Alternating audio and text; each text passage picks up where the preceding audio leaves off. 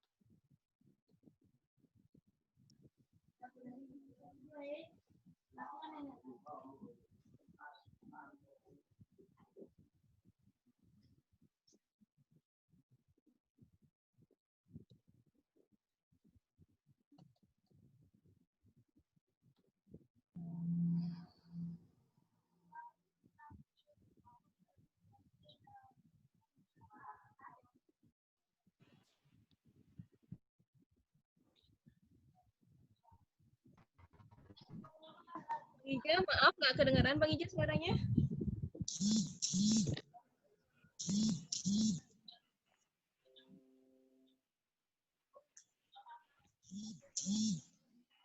Bang Ija, belum ada suaranya keluar, Bang Ija. Ija belum ada suaranya.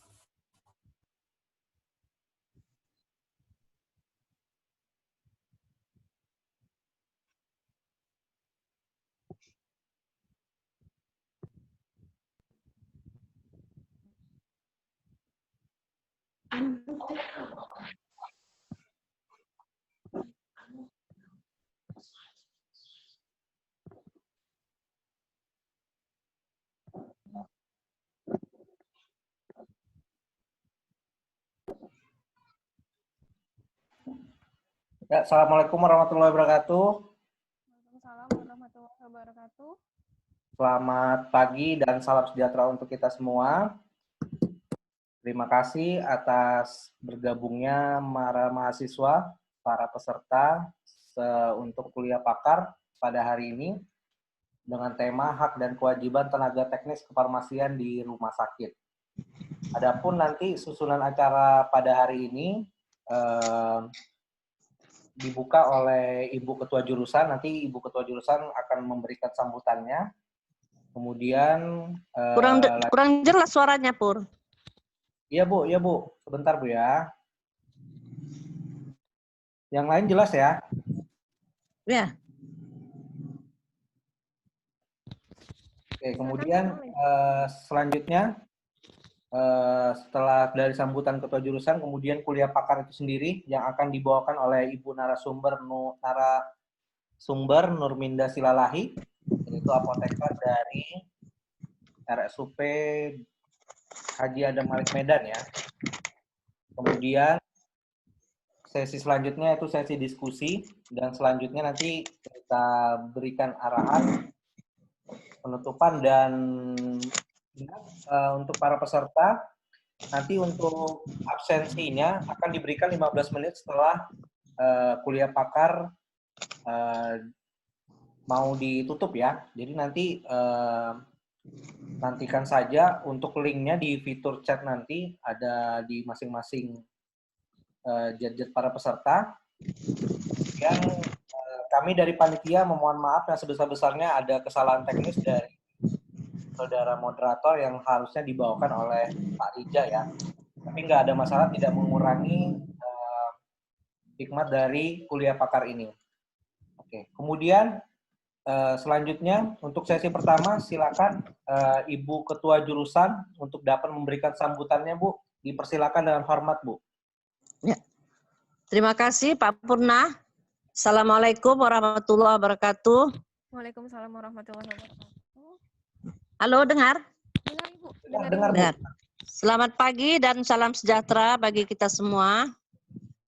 Puji syukur kita panjatkan kehadirat Allah, Tuhan Yang Maha Esa, atas izinnya kita pada pagi hari ini mengikuti kuliah pakar dengan daring. Yang kami hormati narasumber kita pagi ini, Ibu Nurminda, MSI Apoteker dari Rumah Sakit Haji Adam Malik Medan. Ibu Minda ini sahabat saya, teman saya sejak dari masa kuliah. Kemudian Ibu Sekjur yang kami hormati, kemudian ibu-ibu pengelola di jurusan farmasi, ada Ibu Ike, Ibu Masrah, Ibu Ernovia, dan ibu-ibu pengelola yang lain.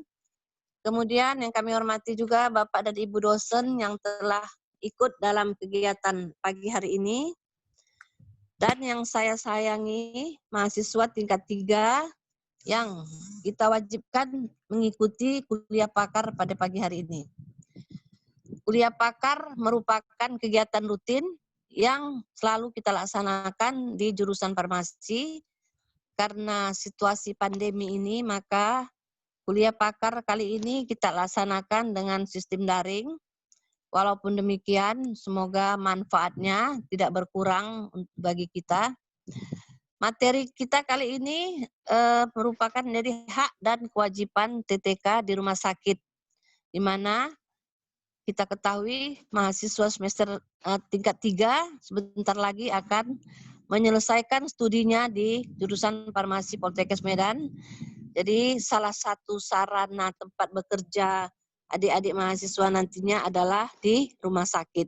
Nah, dan dengarkan dengan seksama, mana yang kurang jelas ditanyakan kepada narasumber.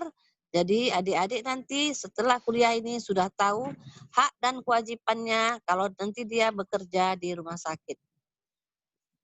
Tidak banyak yang dapat saya sampaikan. Sebelum saya buka, pertama saya ucapkan terima kasih yang sebesar-besarnya kepada Bapak Purnawarman Faisal dan Nurul Hidayah yang telah memfasilitasi kegiatan kita ini. Baiklah, dengan mengucapkan Bismillahirrahmanirrahim, kuliah pakar jurusan farmasi Poltekkes Medan yang dilaksanakan pada 4 Juni 2020 dibuka. Demikian yang dapat saya sampaikan. Lebih kurang saya mohon maaf.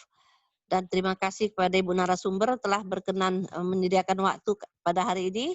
Demikian, Assalamualaikum warahmatullahi wabarakatuh. Waalaikumsalam warahmatullahi wabarakatuh. Terima kasih sambutan dari Ketua Jurusan Ibu Dr. Anda Masnia, MKes APT. Kemudian sebelum kita memulai sesi kuliah pakar pada hari ini, ada beberapa poin yang harus disampaikan. Yang pertama yaitu bagi yang belum nama pesertanya belum mengikuti sesuai format yang disampaikan, harap merubahnya masing-masing. Seperti format penulisan nama mahasiswa underscore NIM mahasiswa ya, jika itu mahasiswa.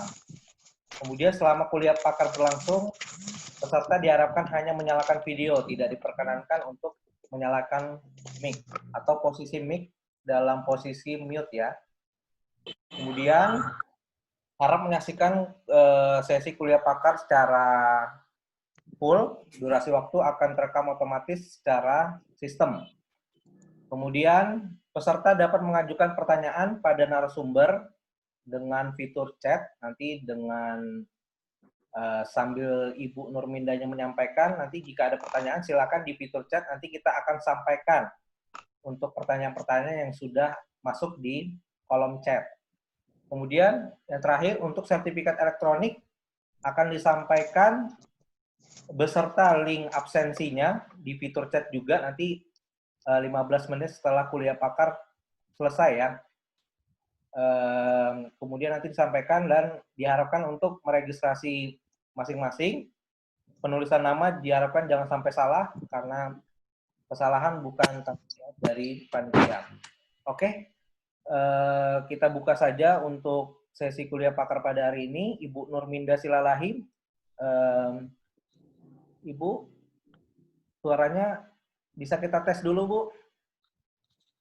Assalamualaikum warahmatullahi wabarakatuh. Waalaikumsalam. Lancar. Bagus. Baik. Oke, bagus ini Bu ya videonya. Disampaikan, apakah Ibu bisa share sendiri Bu ya slide-nya Bu ya? Bisa. Oke, Ibu. Silakan, Bu. Waktu dan tempat saya persilakan dengan hormat, Bu.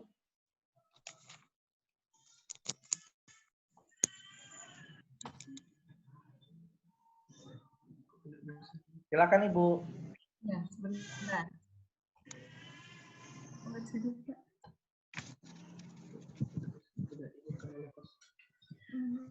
Tidak diizinkan oleh host, bagaimana ini ya? Host disable participant sharing. Halo? Ya Bu, tunggu ya Bu ya.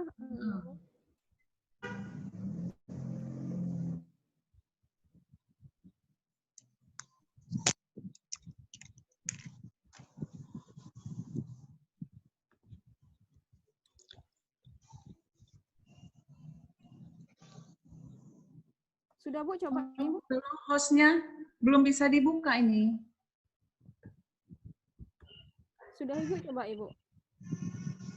Sudah saya setting. Oh ya. Oke. Baik.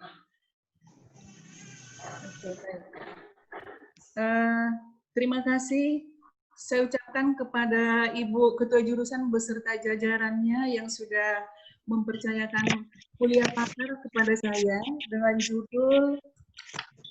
judul hak dan kewajiban tenaga teknis kefarmasian di rumah sakit. Ya. Nah, ada beberapa peraturan yang mendasari pekerjaan pelayanan kefarmasian terhadap tenaga teknis kefarmasian, antara lain adalah Undang-Undang Dasar Republik Indonesia Nomor 36 tahun 2014,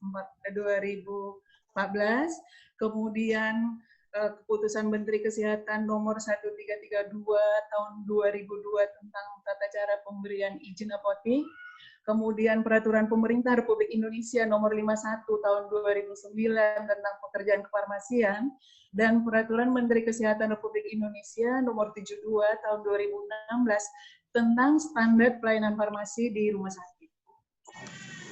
Nah, untuk Undang-Undang Republik Indonesia Nomor 36 tentang tenaga kesehatan, Di sana disebutkan ada upaya pemerintah untuk melakukan pelayanan kesehatan berkesinambungan, yaitu preventif, promotif, kuratif, dan rehabilitatif yang dilakukan secara terintegrasi. Terintegrasi artinya adalah upaya pelayanan kesehatan dilakukan dari berbagai elemen di rumah sakit. Elemen tenaga kesehatan maksudnya ada klinisi, keperawatan, dan tenaga kesehatan yang terdiri dari lebih kurang 17 profesi. Antara lain tenaga kesehatan tersebut yang diakui dan sah adalah tenaga teknis kefarmasian. Nah, untuk keputusan Menteri Kesehatan Republik Indonesia nomor 1332 tahun 2002 tentang cara pemberian izin apotik, bahwa tenaga kesehatan juga di sana akan melakukan pekerjaan kefarmasian sesuai perundang-undangan, yaitu melayani resep dokter sesuai tanggung jawab, memberikan informasi penggunaan obat, menghormati hak pasien, dan menjaga kerahasiaan identitas pasien. Kemudian melakukan pengelolaan apotik mulai dari pemilihan, perencanaan, pengadaan, penerimaan, penyimpanan, dan pendistribusian, beserta melakukan pelayanan informasi yang memadai terkait obat kepada pasien. Nah, di sini tenaga teknis kefarmasian merupakan suatu syarat untuk kita mengurus izin suatu apotik. Kita harus melampirkan daftar tenaga teknis kefarmasian dengan catatan tenaga teknis kefarmasian tersebut sudah terregistrasi di Dinas Provinsi dan sudah mempunyai surat izin kerja yang bisa diurus di Departemen Perizinan, ya, itu persyaratannya.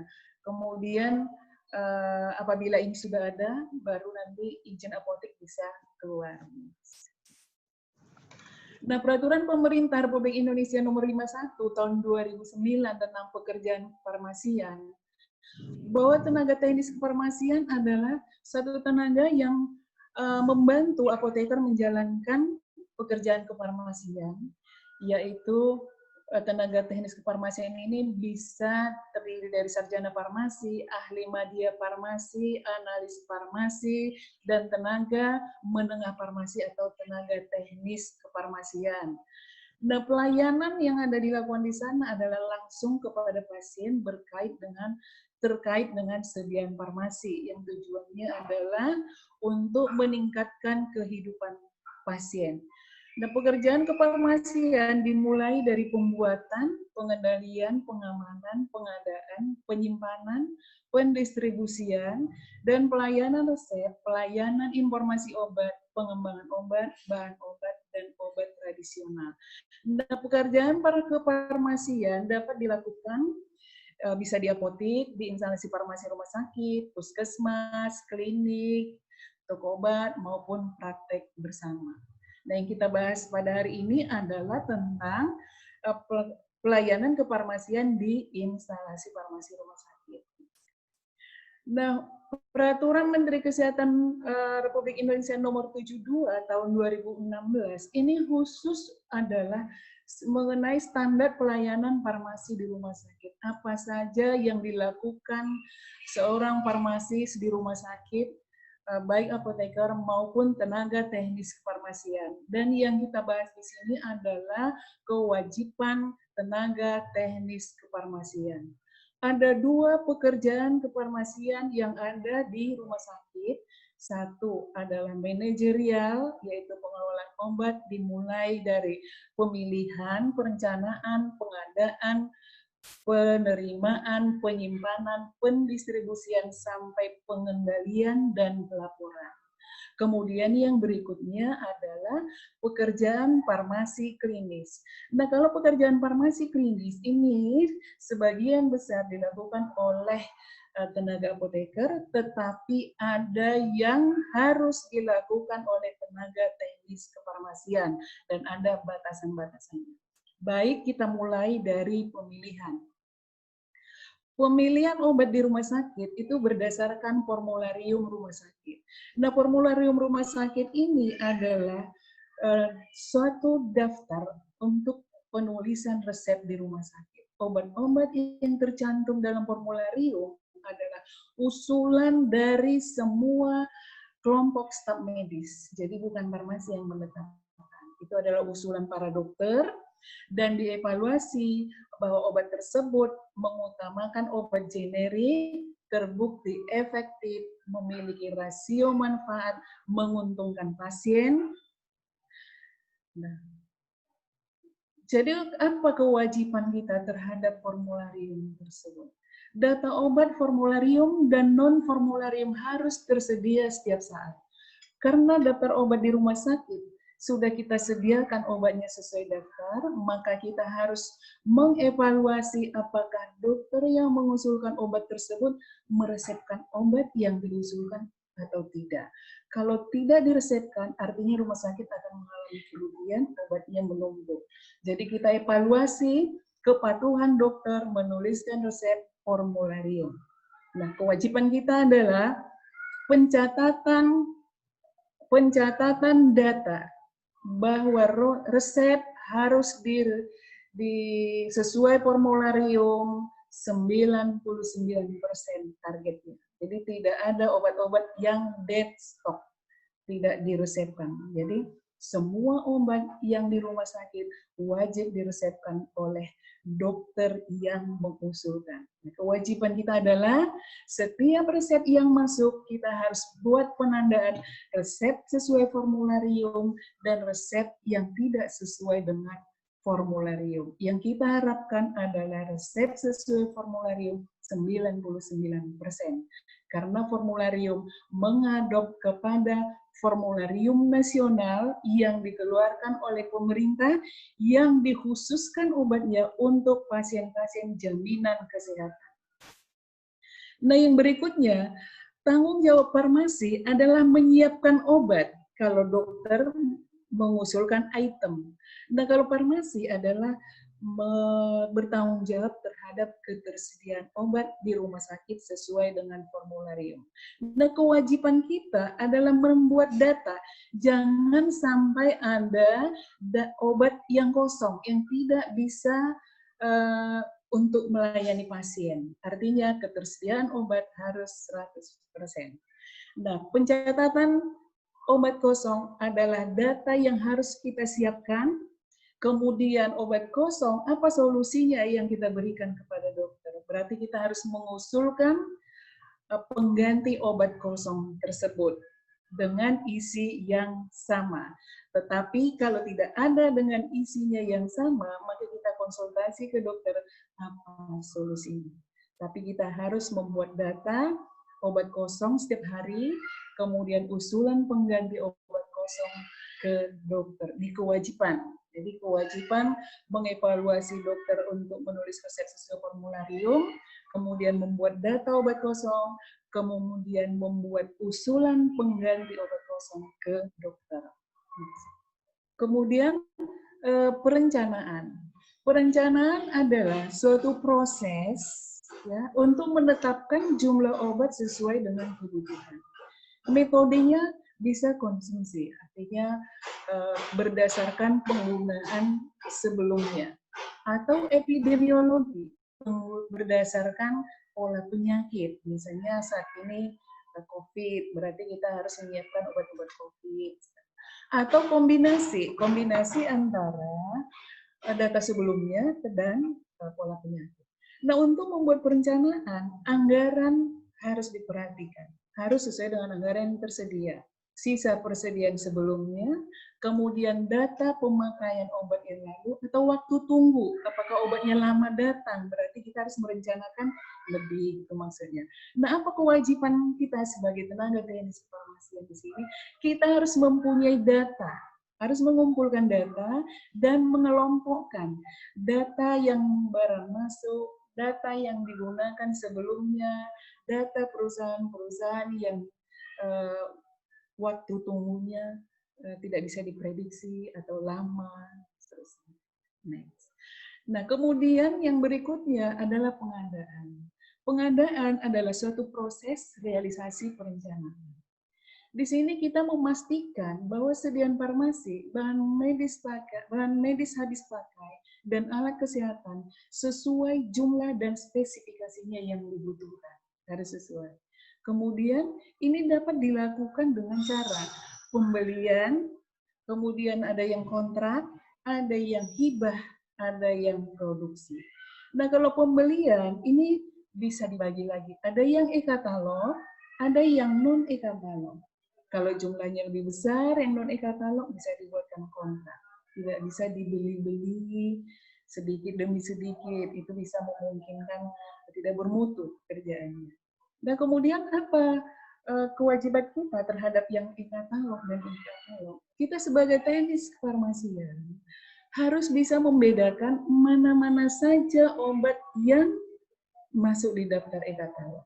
Kemudian kita harus melakukan e-purchasing, yaitu belanja online. Di sana sudah ditetapkan semua oleh pemerintah. Nah, kalau sekarang ini, pada umumnya hampir 90% sudah masuk di katalog. Jadi kita pembeliannya tinggal e-purchasing, belanja obat melalui online. Dan katalog sebagian kecil. Nah, apalagi kewajiban kita sebagai tenaga teknis farmasi. Walaupun masuk obat itu masuk ke daftar obat di katalog, tapi kita harus tetap memantau apakah sumber-sumber obat di sana resmi atau tidak. Dari mana kita tahu bahwa sumber obat itu resmi, perusahaannya resmi atau enggak?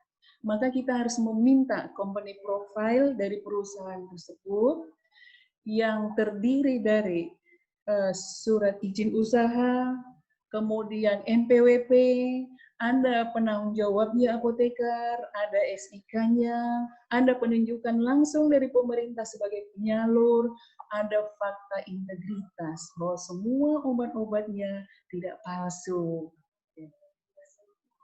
Nah, itu ditandatangani oleh pimpinan perusahaan. Kemudian yang berikutnya, pengadaan dengan produksi.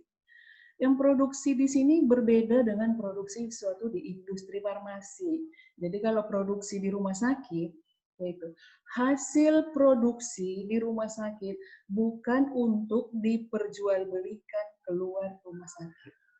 Produksi dilakukan di rumah sakit bila tidak ada tersedia di pasaran atau harganya lebih ekonomis, misalnya pembuatan hand wrap. Saat ini sangat banyak sekali dibutuhkan hand wrap di masa-masa COVID-19. Kalau kita membeli, kadang habis, kadang harganya lebih tinggi, ataupun pakai waiting list, maka kita harus membuat, yaitu membuat formula yang sesuai dengan yang dianjurkan atau yang ditetapkan. Ini kalau kita hitung harganya lebih murah, karena wadahnya bisa kita reuse kembali. Kemudian produksi juga dilakukan bila obat-obat yang tidak stabil dalam penyimpanan atau resenter paratus atau dibuat baru. Misalnya larutan kloralhidrat untuk penenang bagi anak-anak yang mau dilakukan MRI, nah itu harus dibuat baru. Masa aktifnya kloralhidrat tersebut tidak sampai dengan 8 jam, jadi sebentar saja sudah tidak efektif. Kemudian produksi dilakukan juga bila dibutuhkan kemasan yang lebih kecil. Misalnya kalau untuk yang sudah tuntutan akreditasi bahwa isogen itu wadahnya harus kecil supaya tidak terjadi penguapan jodium yang banyak, alkohol juga begitu, wadahnya harus kecil. Kemudian yang kita beli dari luar bentuk galon, nah itu kita akan repacking menjadi wadah yang lebih kecil sesuai tuntutan akreditasi rumah sakit. Kemudian pengenceran, ada H2O2 yang ada di pasaran adalah 30%, sementara yang kita butuhkan adalah dengan persentase yang kecil. Jadi harus diencerkan dan di repacking kembali. Nah, kewajiban kita apa di sini sebagai tenaga teknis farmasi? Nah, kita mencampur. Kalau hand wrap misalnya mencampur alkohol dengan aqua, kemudian dengan pewanginya, kemudian dengan apalagi zat tambahan yang lain.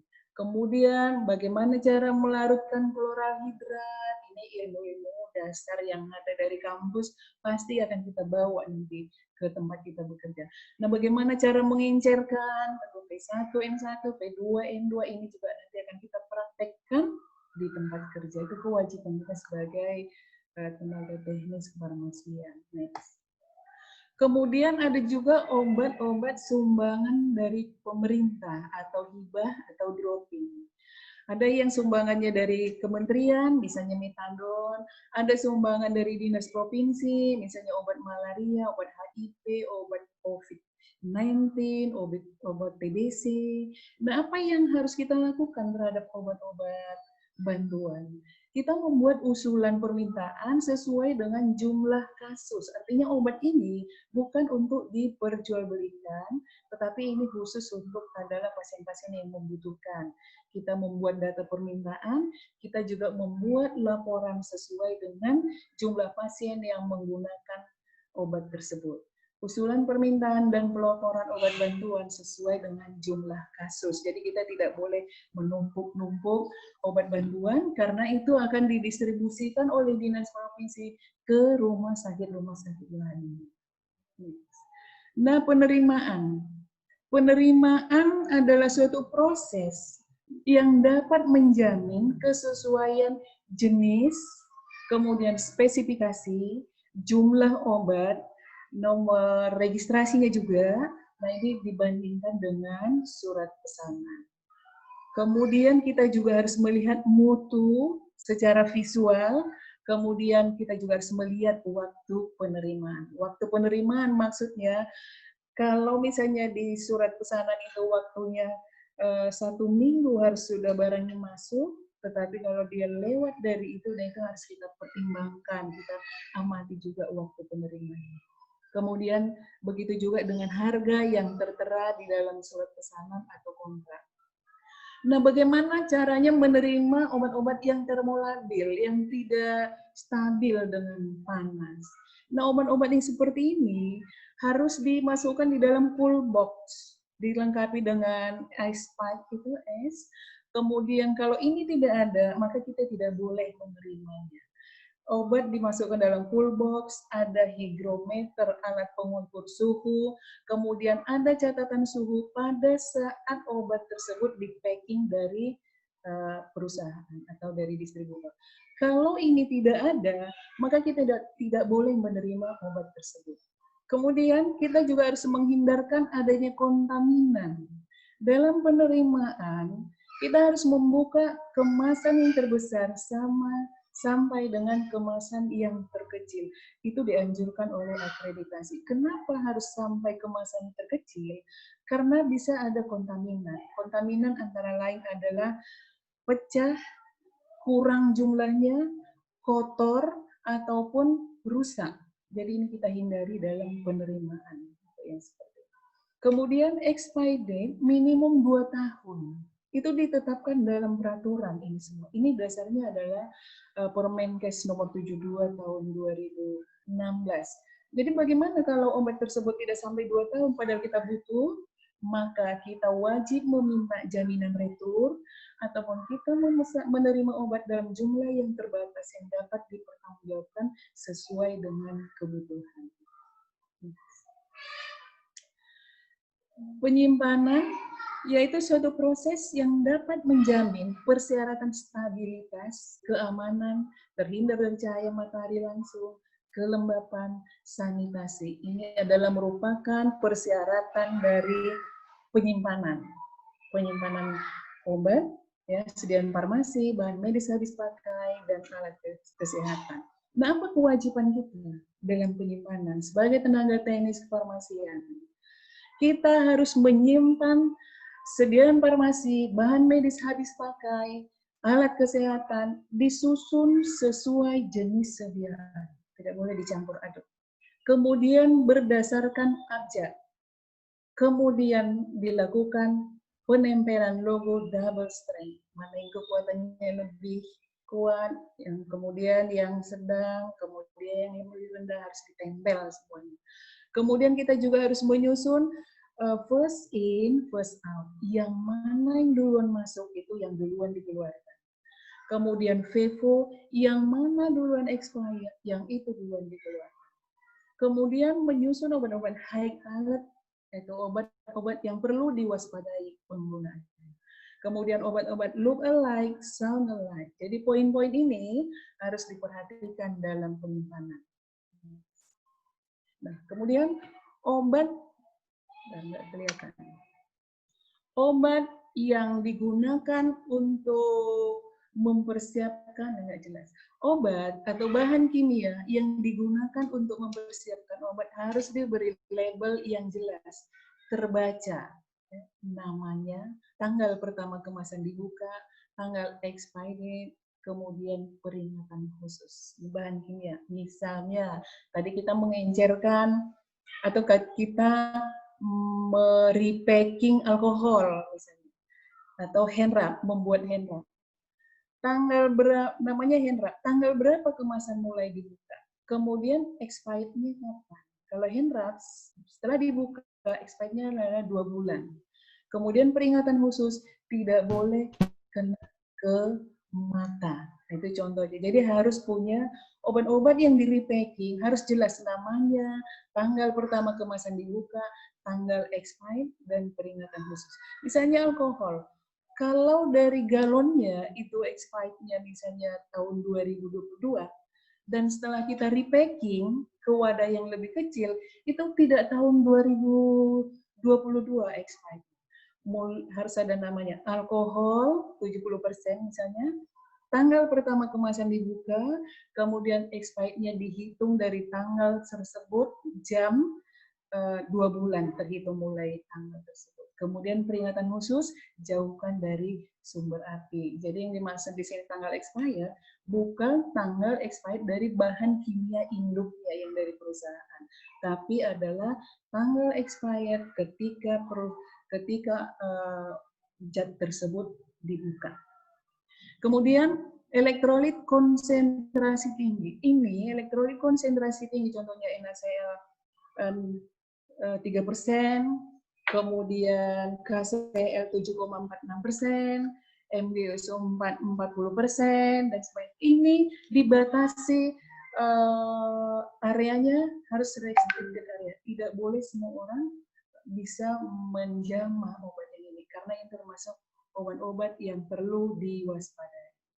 Nah, penyimpanan yang harus terpisah. Kita harus mengingat bahwa tidak semua obat bisa dijadikan satu di gudang yang sama. Ini peraturan dari Permenkes, juga dari akreditasi, bahwa obat high alert, contohnya narkotika, psikotropik, look alike, sound alike, dan obat high alert lainnya itu harus disimpan di gudang tersendiri, kemudian dikasih tanda red line di pintunya, garis merah, dan semua obat ini ditempel dengan logo high alert. Kemudian obat rekonsiliasi. Obat rekonsiliasi adalah obat yang dibawa pasien dari luar rumah sakit tapi masih digunakan. Misalnya pasien-pasien kronik, ya, dia sudah berobat ke rumah sakit A, B, C, kemudian dirujuk. Ataupun dia sudah dari praktek dokter A, B, C, kemudian masuk ke rumah sakit, pasti dia adalah membawa obat. Nah, obat ini disebut namanya obat rekonsiliasi. Nah, peran apoteker di sini adalah mengidentifikasi apakah obat yang ini layak dipakai atau tidak. Kemudian peran dokter menetapkan obat yang mana mau dilanjut, obat yang mana mau di stop, atau dengan dosis berubah. Ya. Nah, peran tenaga teknis kefarmasian adalah mengelola obat rekonsiliasi tersebut. Kalau dokter menyebutkan obat ini akan dilanjut penggunaannya dan telah diidentifikasi oleh apoteker, maka obatnya harus terpisah di ruang obat, ya, di ruang pelayanan farmasi. Harus ada penandaan obat rekonsiliasi. Nah, untuk obat-obat yang tidak digunakan, ini tergantung kebijakan rumah sakit. Ada rumah sakit tertentu, kembalikan saja kepada pasien supaya disimpan, tapi diedukasi, jangan digunakan. Tetapi kalau akreditasi, obat tidak boleh di tangan oleh pasien, karena pasien ini sudah dekat ketergantungan, walaupun dilarang nanti dimakan juga. Akhirnya, bahwa obat rekonsiliasi yang tidak boleh digunakan tetap kita simpan di farmasi. Nanti kalau pasiennya pulang, informasi dari perawat baru kita serahkan kepada perawat. Ini semua mempunyai bukti serah terima. Kemudian yang berikutnya adalah bahan berbahaya dan beracun. Semua bahan berbahaya dan beracun tidak dapat dimakan. Itu artinya berbahaya. Dalam jumlah kecil juga dia tidak bisa. Ya. Jadi ini penyimpanannya harus di gudang yang tahan api, kemudian kuncinya tidak boleh tergantung di pintu. Nanti ada kita bahas lagi secara detail.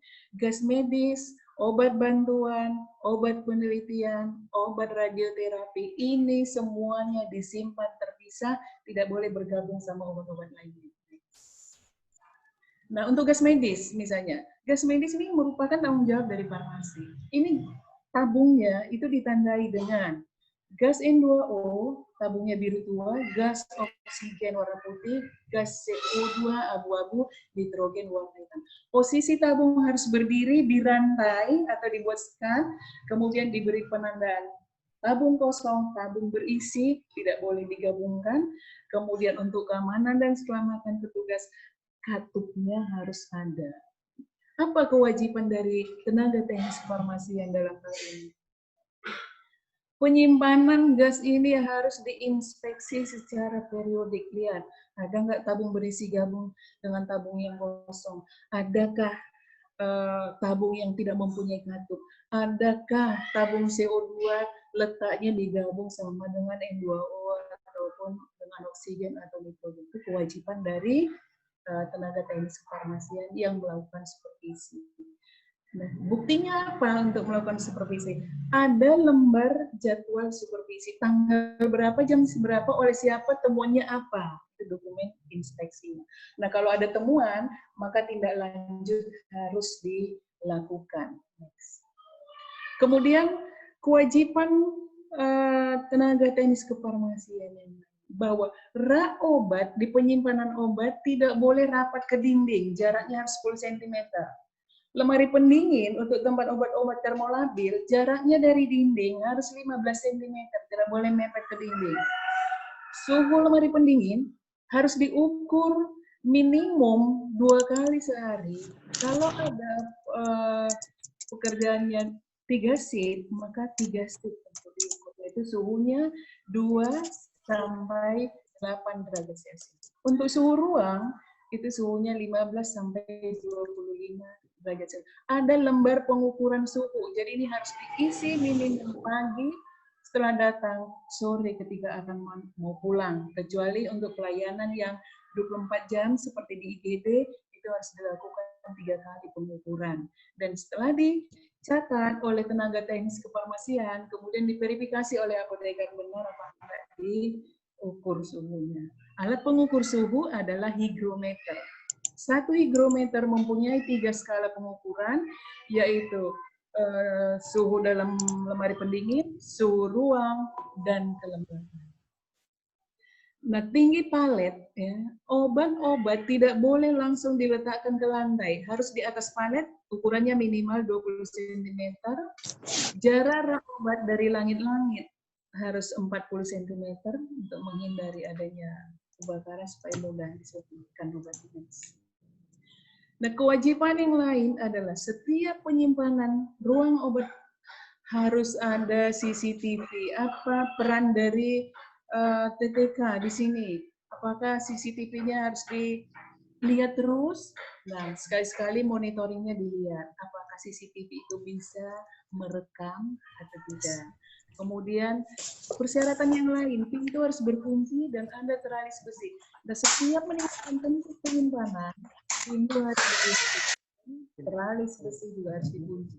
Kemudian tandai pintunya dengan dilarang masuk kecuali petugas. Ya, batasi pegawai yang masuk ke area penyimpanan. Nah, untuk khusus bahan berbahaya dan beracun, tadi gudangnya harus tahan api. Kuncinya harus diambil, tidak boleh tergantung. Nah, kewajiban tenaga teknis kefarmasian harus memahami penggunaan e-washer. Di sana ada pencuci mata yang kalau kita terpapar, ada SPO-nya. Sudah diletakkan di sana SPO, tinggal membaca saja. Ada disiapkan di sana spill kit, yaitu suatu spill kit yang isinya adalah alat-alat untuk mengatasi bila terjadi tumpahan. Di sana juga sudah ada SPO, kemudian ada daftarnya, itu tinggal baca, tinggal lakukan. Jadi pahami penggunaan e-user dan pahami penggunaan spill kit. Kemudian penyimpanan narkotika psikotropik itu harus lemarinya double lock, yaitu ada pintu di dalam, ada pintu di luar. Kunci yang di dalam, kunci yang di luar satu dipegang oleh dua orang yang berbeda. Artinya ini adalah untuk menjaga keamanan narkotika tersebut. Kemudian harus dicatat pengeluaran dan penggunaan. Nah, kewajiban yang sangat memberikan logo obat high alert elektrolit konsentrasi tinggi, dan logo tersebut harus benar-benar daya rekatnya kuat. Kalau misalnya daya rekatnya tidak kuat, maka tetap farmasi juga dianggap lalai untuk menempelkan logo high alert untuk obat-obat tersebut. Kemudian penyimpanannya harus terpisah dari obat lainnya, dikasih red line pada keempat sisi pintu. Kalau misalnya dikasih red line juga atau garis merah ya, kita pakai lakban yang merah. Kemudian tempel logo high alert, tidak mudah lepas pada kemasan yang terkecil. Kemudian penyimpanan obat-obat khusus yang terpisah yaitu nutrisi, sesuai dengan aturan dari pabrikan. Nutrisi karena mengandung asam-asam amino, pada umumnya ini stabil pada suhu 24 derajat Celcius, dan ini harus dimonitoring juga oleh tenaga teknis kefarmasian, jangan sampai nutrisi parenteral yang ada berubah warna. Kemudian tadi obat rekonsiliasi sudah, kemudian obat bantuan harus dikasih penandaan obat bantuan. Obat rekonsiliasi juga begitu, harus ditulis obat rekonsiliasi, ketik tempel di obat tersebut di wadahnya. Nah, untuk persediaan emergensi atau life saving, ini digunakan untuk kasus-kasus yang gagal nafas ataupun gagal jantung. Pengelolaan obat emergensi itu harus dapat menjamin jumlah obat yang ada di dalam troli ataupun jenis obat yang ada di dalam troli harus sesuai dengan daftarnya. Ini bisa troli, bisa juga kit. Kalau di ambulan itu disebut namanya kit emergensi. Tapi kalau di ruangan disebut namanya troli. Semua mempunyai daftar isi. Jadi jumlah dan jenis harus sesuai dengan daftar isi. Tidak boleh bercampur dengan sediaan atau obat-obat lainnya. Dan kalau digunakan isi troli maupun isi kit emergensi harus segera diganti karena isinya adalah jumlah terbatas dan dilarang untuk dipinjamkan. Nah, kewajiban yang lain untuk troli emergensi adalah kalau misalnya ada penggunaan, kita harus ganti segera. Pada saat kita mengganti segera, itu ada serah terima dengan perawat, kemudian bersegel. Segel ini artinya adalah bahwa isi troli emergensi sudah sama sesuai dengan yang ada di daftar. Nah, ini harus disupervisi oleh tenaga teknis kefarmasian. Isi troli emergensi harus setiap hari kita supervisi adakah penggunaan atau tidak. Kemudian sekali seminggu harus kita lihat ada yang rusak apa enggak. Kemudian sekali sebulan harus kita lihat ada yang expired atau enggak. Ini semua dilengkapi dengan lembar supervisi. Kemudian pendistribusian. Pendistribusian obat kepada pasien di rumah sakit bisa dilakukan dengan floor stock, itu obat yang tersedia di ruangan, kemudian resep perorangan untuk pasien rawat jalan, kemudian sistem unit dos untuk pasien rawat inap. Nah, kewajiban kita sebagai tenaga teknis kefarmasian adalah pendistribusian obat harus seragam. Misalnya untuk pasien rawat inap, semua pasien rawat inap harus dilakukan sistem unit dose dispensing yaitu obat dikemas 1 dosis untuk sekali penggunaan. Karena ini adalah sistem distribusi yang efektif, dapat dilakukan secara sentral ataupun desentralisasi. Kalau rumah sakitnya kecil, bisa dilakukan secara sentral. Kalau rumah sakitnya besar, bisa dilakukan secara desentralisasi dengan adanya depo farmasi atau satelit farmasi. Sedangkan untuk pasien rawat jalan, itu dengan resep perorangan. Yang untuk floor stock, itu adalah kombinasi, ya, yang tidak bisa diresepkan, kita letakkan di ruangan. Nah, kewajiban tenaga teknis kefarmasian adalah penyerahan obat high alert wajib dilakukan double check. Contohnya obat high alert yang mau diserahkan misalnya insulin, ya, itu diperiksa oleh petugas pertama, yaitu kesesuaian fisik obat terhadap etiket. Etiket itu meliputi identitas pasien, yaitu tepat obat, tepat dosis, jumlah obat, rute, waktu pemberian. Nah, harus dilanjut lagi dengan petugas yang berikutnya, harus melakukan pemeriksaan juga. Tepat obat, tepat dosis, jumlah obat, rute, dan waktu pemberian. Nah, harus dibuktikan dengan buku catatan, yaitu paraf inisial kedua petugas. Ini adalah persyaratan. Kemudian, edukasi juga dilakukan untuk obat-obat yang self-administration. Untuk pasien pulang, kita harus menuliskan edukasinya lengkap di sana. Ya. Obat tujuannya untuk apa? Kemudian bila muncul efek samping apa yang dilakukan. Kalau untuk pasien rawat inap, untuk obat-obat self-administration itu dilakukan oleh apoteker ke ruang rawat. Jadi untuk edukasi pasien pulang boleh diberikan boleh didelegasikan kepada tenaga teknis kefarmasian karena hanya melihat tepat obat, tepat dosis, jumlah, waktu pemberian, dan tujuan penggunaan. Nah, itu tadi semuanya adalah untuk manajerial, yaitu pengelolaan perbekalan farmasi. Nah, kalau farmasi klinis, semua resep harus dikaji tanpa kecuali. Pengkajian ada 3, administrasi, farmaseutik, kemudian klinis. Yang mana yang dilakukan oleh tenaga teknis kefarmasian? Yaitu pengkajian secara administrasi. Tepat identifikasi pasien, tepat nama obat, dosis, frekuensi, signal, waktu pemberian, dan duplikasi. Ini seperti yang kita lihat di alur ini. Ada pengkajian administrasi, kemudian penyiapan obat oleh tenaga teknis kefarmasian, kemudian pengkajian etiket, ya, itu oleh apoteker, dan bukti pengkajian ini harus tertera di lembar pengkajian. Jadi ada obat, ada lembar pengkajian. Di resep diarsipkan, lembar pengkajian juga diarsipkan. Supaya lebih efisien, lembar pengkajian dicetakkan di belakang resep. Next. Nah, pengkajian etiket yaitu suatu proses untuk melihat, ya, kesesuaian fisik obat terhadap etiket, yaitu identitas pasien, tepat obat, dosis, jumlah obat, rute pemberian, waktu pemberian. Nah, apa kewajiban kita sebagai tenaga teknis kefarmasian? Bukti verifikasi yang tertera di dalam resep boleh distempel. Jadi, poin-poin A sampai F bisa dalam bentuk stempel, distempel aja di belakang resep, kemudian checklist kalau sudah tepat. Nah, kalau tidak ada itu, berarti ini tidak dikerjakan. Ada itu, berarti ini ada dikerjakan. Kemudian kewajiban untuk peningkatan mutu, ya.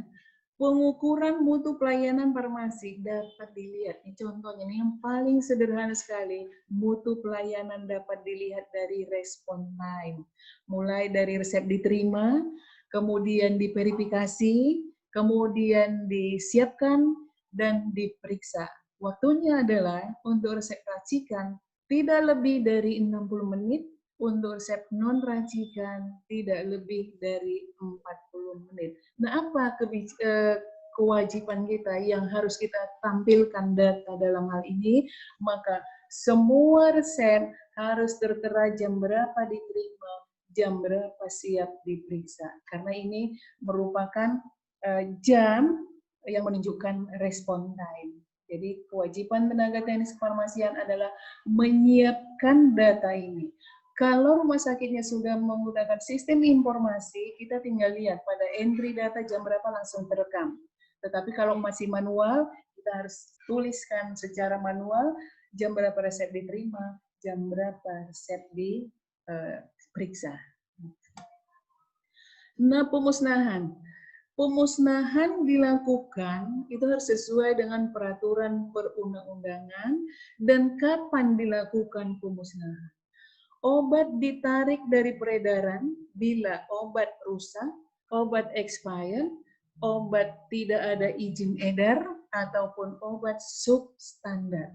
Bila ada informasi dari Badan POM ataupun dari pemerintah, maka kita sebut itu mandatory recall, kita tarik, kumpulkan, kemudian dilaporkan.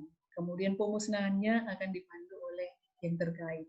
Nah, kalau yang penarikan sukarela, misalnya ada obat kita yang rusak, ada yang expired, kita tarik sendiri dari ruangan tanpa instruksi dari Badan POM. Next. Nah, kewajiban instalasi farmasi, kewajiban tenaga teknis kefarmasian adalah sebelum obat ini dimusnahkan, atau setelah ada informasi dari Badan POM ataupun dari pemerintah bahwa suatu obat itu harus ditarik dari peredaran karena tidak ada izin edar ataupun substandar dan lain-lain, itu obat harus dikumpulkan oleh tenaga teknis kefarmasian, kemudian dikarantina di gudang. Di karantina tidak boleh bercampur sama obat lainnya dan harus ada penandaan obat tidak untuk digunakan dan akan dimusnahkan. Harus ada tulisan ini. Kemudian kewajiban kita yang lain adalah mengkoordinasikan jadwal untuk dimusnahkan atau tempat untuk dimusnahkan di mana, di area rumah sakit, atau metodenya dengan cara apa. Itu harus kita koordinasikan ke yang terkait. Kemudian kalau sudah dilakukan pemusnahannya dan disaksikan, kemudian kita buat dokumentasi dan menyiapkan berita acara. Untuk bahan medis habis pakai ataupun untuk benda-benda tajam, itu biasanya dimusnahkan di insenerator. Next. Kemudian pengendalian. Ya. Pengendalian dilakukan di rumah sakit antara lain adalah pencatatan kartu stok manual. Walaupun pengentrian data secara sistem informasi sudah terekam, tanggal berapa, obat apa, jumlahnya berapa, dari mana, itu sudah ada semua di sistem informasi. Tetapi khusus untuk di gudang harus ada pembanding, karena di gudang jumlahnya besar, harus ada pembanding, dibuat juga kartu stok manual. Kemudian dilakukan stock opening secara berkala, yaitu kita menghitung obat. Berapa yang masuk, berapa yang keluar, berapa yang sisa. Nah, ini sudah bisa di-print dari sistem informasi, kita tinggal menghitung fisik. Apakah fisik yang ada sama dengan yang tertera di sistem informasi. Kemudian pengendalian yang lain, tidak boleh ada kekosongan obat. Seperti yang tadi, data obat kosong harus selalu kita kasihkan ke bagian pengadaan atau informasikan ke dokter untuk usulan penggantinya. Kemudian tidak ada kerusakan, kita harus amati obat kita jangan sampai ada yang rusak, penyimpanannya harus sesuai. Kemudian tidak ada yang expired, karena kita menerima obat tersebut harus ada jaminan retur, kita juga menerima obat dalam jumlah yang terbatas, kalau expirednya tidak lebih dari 2 tahun. Kemudian tidak ada kehilangan karena pintu kita sudah berkunci, ada teralis, ada CCTV, dan dibatasi juga akses masuk ke penyimpanan. Nah, kewajiban kita adalah sebagai tenaga teknis kefarmasian mengevaluasi persediaan, kumpulkan obat-obat yang jarang digunakan atau yang dead stock. Kita menyiapkan data sebagai tenaga teknis kefarmasian, setiap mau buat perencanaan harus menyiapkan data. Nah, jangan lupa bahwa Obat-obat yang dead stock 3 bulan berturut-turut tidak digunakan, ini tidak akan direncanakan lagi untuk pengadaannya. Dan ini berpotensi untuk menjadi expired kalau kita tidak mempunyai tindak lanjut untuk meretur obat-obat yang seperti ini. Dan untuk evaluasi yang berikutnya, ini tidak akan dimasukkan lagi ke dalam sistem formularium karena ada masalah terhadap obat-obat yang dead stock, antara lain tidak pernah diresepkan ataupun keluar dari formularium nasional, jadi tidak bisa didistribusikan. Kemudian pencatatan pelaporan, ini tujuannya adalah untuk komunikasi level manajemen, laporan ada yang ditujukan ke kementerian, kemudian misalnya laporan metadon, ya, kemudian ke dinas kesehatan, kemudian ke BPOM, ataupun untuk akreditasi. Jadi tenaga teknis kefarmasian harus bermain dengan data, terus menyiapkan data sebagai dokumen farmasi ataupun sebagai sumber untuk review pelayanan secara tahunan. Nah, untuk manajemen risiko dan tidak lanjut, kita di rumah sakit membuat daftar risiko yang potensial. Kalau perencanaan tidak tepat, maka berpotensi untuk obat tidak cukup ataupun obat berlebih. Nah, ini dari data. Berarti datanya harus lengkap, harus sesuai dengan jumlah yang digunakan sebelumnya. Jadi jangan data itu dimanipulasi. Kemudian pengadaan dari jalur resmi. Kalau tidak dari jalur resmi, maka berpotensi untuk mendapatkan obat-obat yang non-registrasi, obat-obat palsu. Jadi kewajiban kita tadi adalah mengumpulkan company profile yang terdiri dari ada surat izin usaha, ada NPWP, ada apotekernya, ada jelas alamatnya, ada penunjukan sebagai penyalur. Kemudian penerimaan tidak sesuai spesifikasi. Nah, ini saya maksud tadi harus dibuka dari kemasan terbesar sampai kemasan terkecil untuk melihat adanya kontaminan, tidak sesuai spesifikasi, tidak sesuai jumlah, tidak sesuai bentuk, ataupun tidak stabil dalam pengiriman obat-obat termolampir. Kemudian penyimpanan obat high alert, ini tadi yang harus terpisah ya, high alert, lasa, narkotika, nutrisi, radioaktif, obat penelitian, ini harus dipisahkan semua supaya tidak salah untuk mengambil. Kemudian aman, kalau obat penelitian akan aman terhadap pasien-pasien lainnya karena digunakan hanya untuk pasien-pasien penelitian. Kemudian obat-obat radioaktif harus juga disimpan di tempat yang khusus, kalau tidak nanti petugasnya bisa kena radiasi dan ini berpotensi untuk karsinogenik dalam jangka panjangnya. Nah, nutrisi akan mengalami kerusakan kalau penyimpanannya tidak tepat. Kemudian pemberian label yang tidak tepat juga akan berpotensi untuk mempunyai resiko terhadap pasien. Nah, kemudian farmasi klinis, semua resep harus dikaji tanpa memilih-milih, ya, kajian administrasi dan farmaseutik dan juga klinis. Nah, untuk tenaga teknis kefarmasian adalah cukup identifikasi pasien harus dilihat. Nama, tanggal lahir, nomor rekam medis, ditambah lagi sekarang ini harus ada nomor induk kependudukan. Kalau dulu enggak, tapi sekarang harus ada nomor induk kependudukan. Kemudian identifikasi dokter, ada nama, alamat, dan SIP dokter, kemudian daftar dokter yang boleh meresepkan obat di rumah sakit tersebut. Tenaga teknis kefarmasian harus paham siapa saja dokter-dokter kita yang ada di rumah sakit. Dan daftar itu nanti akan diletakkan di bagian pengkajian resep. Kemudian tanggal resep dan sumber atau asal resep. Kemudian harus memahami unsur resep lengkap.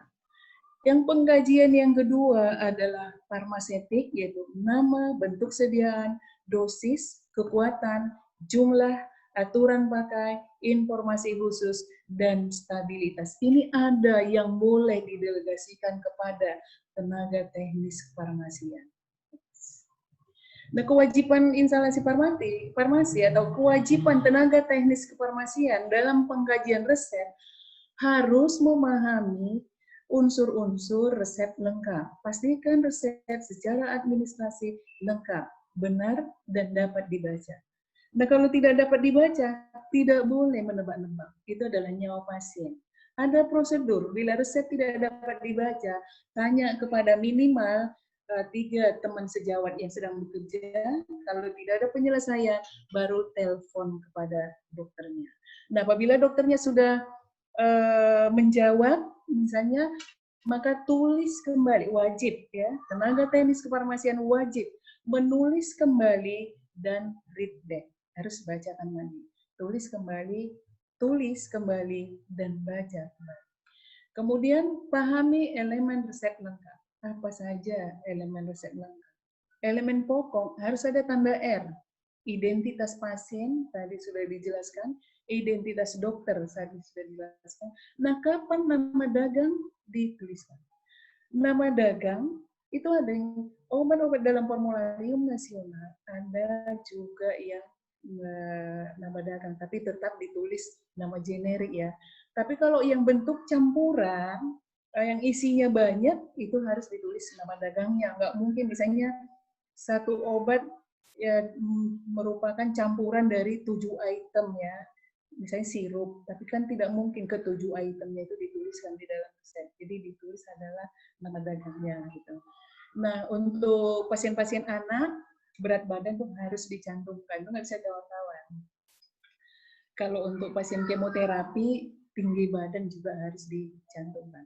Kemudian untuk sediaan infus harus mencantumkan kecepatan tetesan infus. Jadi misalnya infus Ringer laktat 4 itu tidak bisa kita layani. Ataupun infus NaCl 0,9% 5 flash itu tidak bisa kita layani. Dapat kita layani apabila R, resipe, infus NaCl 0,9%, 20 tetes per menit, maka kita kasih 3. Silahkan nanti dihitung. Kalau 20 tetes per menit, berarti 3 flash. Bisa hitung-hitungannya ya. Kemudian instruksi khusus untuk resep-resep yang ada tapering down, tapering up, kemudian titrasi, rentang dosis, automatic stop order, dan standing order. Apa yang dilakukan oleh tenaga teknis kefarmasian? Untuk resep-resep tapering down, tapering up, itu kalau tidak jelas, boleh telepon dokternya, kemudian tulis etiketnya dengan jelas, tambahi dengan informasi khusus. Misalnya, metilprednisolon 12 metilprednisolon tablet 8/6/4. Apa yang dilakukan oleh tenaga teknis kefarmasian dalam membuat etiket? Harus ada informasi khusus.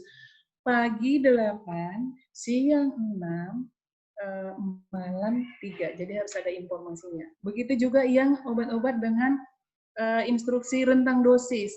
Misalnya tanggal 1 bulan 6 3 tablet, kemudian seminggu kemudian 3 tablet, jadi buat tanggalnya. Kalau seminggu kemudian terhitung dari tanggal 1 berarti tanggal 8. Tanggal 1 bulan 3 2 tablet misalnya, kemudian seminggu lagi berarti terhitung dari tanggal 1. Berarti tanggal 8 bulan 3 2 tablet. Jadi harus ada informasinya jelas itu untuk obat-obat yang seperti ini. Begitu juga dengan obat automatic stop order. Kadang-kadang kan itu sudah di-set di sistem informasi. Kalau misalnya ketorolac misalnya diperbolehkan hanya 2 hari, ketorolac injeksi hanya 2 hari. Kalau diresepkan hari ketiga, langsung tidak bisa lagi di-entry resepnya oleh dokter. Tapi kalau yang rumah sakit yang belum automatic stop order, nah kita sebagai tenaga teknis kefarmasian harus mengkomunikasikan ke dokter, dok, ini obatnya tidak boleh lagi dilanjut. Jadi harus tetap ada komunikasi kepada dokter untuk pelayanan resep yang belum electronic prescribing. Ya. Kemudian bagaimana dengan obat-obat yang standing order? Ya. Misalnya di ruangan, kata dokternya, saya mau pasien ini disuntikan MgSO4 40%, 20 tetes per menit, ataupun 60 tetes, 10 tetes per menit. Nah, obat-obat yang seperti ini nanti akan diresepkan oleh menyusul resepnya, tapi obat ini sudah disiapkan di ruangan tersebut. Ini kewajiban kita sebagai tenaga teknis kefarmasian menyiapkan obat ini di ruangan. Jadi kita harus lihat ruangan mana yang menggunakan obat-obat yang standing order. Nah, kalau obatnya sudah digunakan, maka kita wajib menggantinya dengan segera. Karena kita menggantinya dalam jumlah terbatas. Karena dokter tidak memintanya bentuk resep, dia hanya secara formal ya, kepada perawat. Kemudian aturan pakai ProRenata, misalnya obat-obat kalau mual, kalau demam, kalau mencret, kalau sakit, kalau dan lainnya. Tapi harus dituliskan dosis maksimum per hari. Misalnya, kalau sakit, ya paracetamol 500 mg, kalau demam, maksimum 3 kali sehari. Jadi untuk teman-teman, untuk adik-adik tenaga teknis kefarmasian, bila menerima resep, ada aturan pakainya PRN, maka bila tidak dituliskan dosis maksimal sehari, komunikasikan, ya ditanya, dok ini berapa kali sehari menggunakannya. Oke, next. Kemudian kewajiban tenaga teknis kefarmasian. Ini banyak sekali nih kewajibannya ini kalau di rumah sakit. Haknya nggak tahu saya. Ada proses bila resep yang diterima tidak lengkap dan benar. Kalau resepnya tidak bisa dibaca atau tidak lengkap, tidak bisa dibaca tadi tanya kiri dan kanan ya, baru tanya dokter. Kalau tidak lengkap, tadi kan ada elemen resep lengkap. Kalau tidak lengkap, maka kita harus menanyakan kembali. Tetapi di resep tersebut ada lembar pengkajian. Nah, nilai kita di sana adalah di lembar pengkajian ini. Apakah kita telepon saja langsung lakukan, maka tulislah apa yang sudah dilakukan. Menghubungi dokter A, misalnya. Tidak menuliskan dosis maksimum penggunaan paracetamol kalau perlu, misalnya. Nah, apa jawabnya? Sebentar, maaf ya, ada sedikit. Oke. Nah, kalau kita sudah menghubungi dokter, kemudian kita tulis yang disebutkan oleh dokter, maka kita read back, baca kembali. Saya baca kembali ya dok, nah, seperti itu ya, baru stempel dengan read back. Itu ada di lembar pengkajian.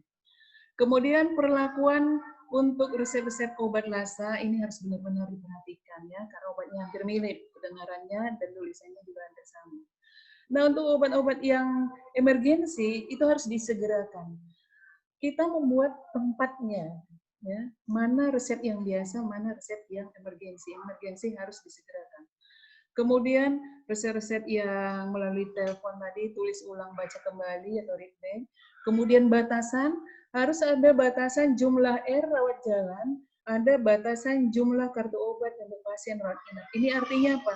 Supaya para dokter tidak menulis sampai ke pinggir-pinggir resep. Semua keliling resep ditulis nomor obat. Jadi harus ada batasannya. Maksimum untuk rawat jalan ada 5R, maksimum untuk kartu obat pasien adalah 7R. Kemudian ada juga batasan untuk para dokter.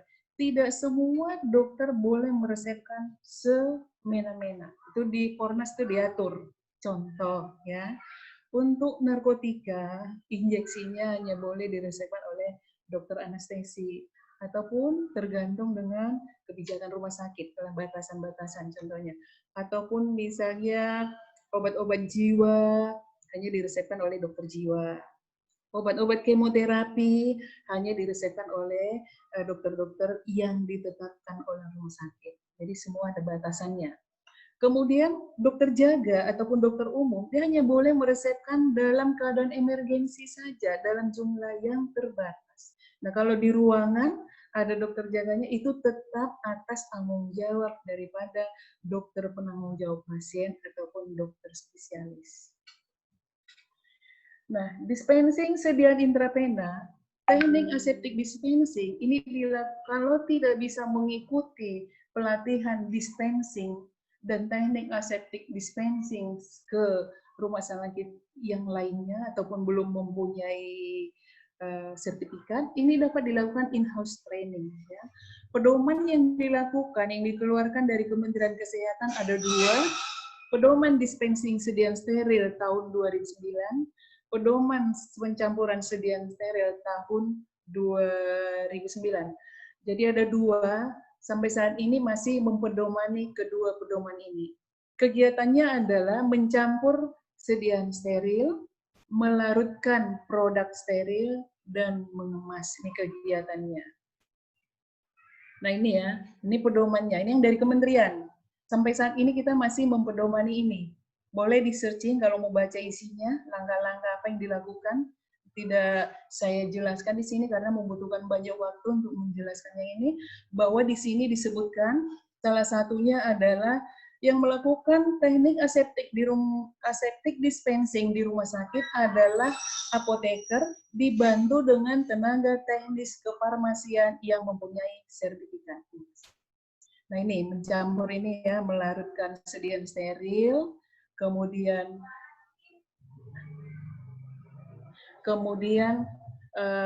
mencampur sediaan yang steril, bawahnya mengencerkan. Next. Nah, dispensing sediaan sitostatika. Nah, kalau ini harus membutuhkan pelatihan khusus ya. Perhitungan dosisnya berdasarkan body surface area, yaitu berat badan dikali tinggi badan per 3.000 angka 3.600. Kemudian melarutkan, mencampur, mengemas, dan membuang limbah harus memerlukan pelatihan khusus. Kemudian kewajiban dari tenaga teknis kefarmasian wajib mengikuti pelatihan dispensing atau teknik aseptik. Ini dapat dibuktikan dengan adanya sertifikat. Nah, pelatihan ini bisa berjalan di suatu rumah sakit. Kalau kita mau buat in-house training terhadap tenaga teknis kefarmasian, ada kerangka acuan, ada undangan, jadwal, daftar hadir, dan workshop tentu untuk mendapatkan sertifikat juga. Next. Nah, itu tadi adalah merupakan kewajiban ya, kewajiban. Nah, sekarang kita berbicara tentang hak. Hak apa yang diperoleh oleh tenaga teknis kefarmasian di rumah sakit? Ada 2 peraturan yang mendasari, yaitu Keputusan Menteri Kesehatan nomor 625 dan juga Peraturan Mendagri nomor 61. Di sana disebutkan ada 10 faktor penimbang dalam penyusunan. Jadi tenaga teknis kefarmasian di rumah sakit kecuali gaji ya akan mendapatkan juga remunerasi ya. Nah, penetapan remunerasi ini berdasarkan Peraturan Menteri Kesehatan nomor 625 dan Permendagri tadi. Di sana disebutkan tentang 10 faktor penimbang untuk menyusun remunerasi. 1 adalah kompetensi teknis. Sudah jelas tenaga teknis kefarmasian mempunyai remunerasi lebih besar dibanding dengan yang dari SMA ataupun yang dari akademi lainnya yang bukan farmasi tapi bekerja di farmasi juga. Misalnya akademi apa yang ada di farmasi?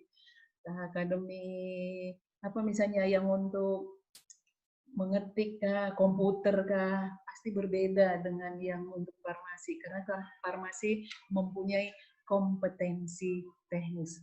Kemudian yang berikutnya, peran pimpinan atau mengendalikan jalannya.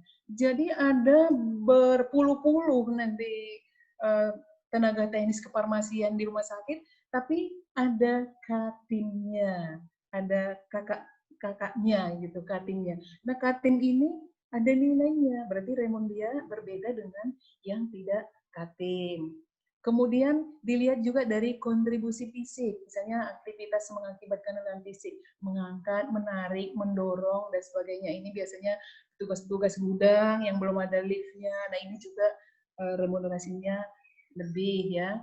Kemudian radiasi, ada petugas farmasi. Sekarang ini bahwa petugas farmasi ada dikhususkan ditempatkan di tempat nuklir ya, di tempat radiasi.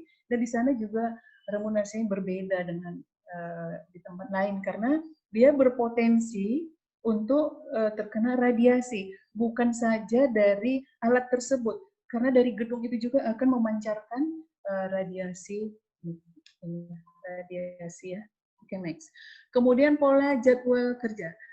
Yang 1 shift berbeda remunerasinya dengan yang 2 shift. Jadi silahkan adik-adik nanti kalau sudah bekerja, tentu dengan melihat ini sudah bisa mengukur-ukur kira-kira di mana nanti saya mau mendapatkan yang besar, berarti saya harus menjadi Katim, saya harus bekerja di nuklir, atau saya harus bekerja di bagian pencampuran, atau saya bekerja di 2 shift, atau pasti berbeda dengan yang lainnya. Ya.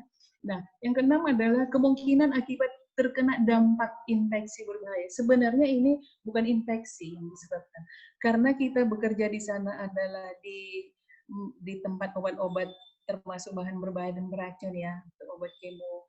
Tetapi kita kan mempunyai alat pelindung diri, jadi jangan khawatir ya, jangan khawatir kita akan terpapar. Tapi tetap petugas-petugas yang ada di sana, tenaga teknis kefarmasian pasti berbeda remunerasinya dengan di tempat yang lainnya.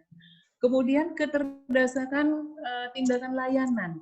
Tindakan yang harus dilakukan dengan segera setelah permintaan layanan. Misalnya farmasi itu pasti berbeda dengan farmasi tempat lainnya. Itu ada hitung-hitungannya semuanya. Jadi dengan melihat ini, kalian sudah tahu bahwa di mana nanti saya ingin mendapatkan hal itu. Nah, kompetensi. Undang-Undang Nomor 36 Tahun 2014 tentang tenaga kesehatan ya. Pasal 11 ayat 1. Di sana disebutkan ada 13 kelompok tenaga medis yang huruf E-nya itu apoteker dan tenaga teknis kefarmasian.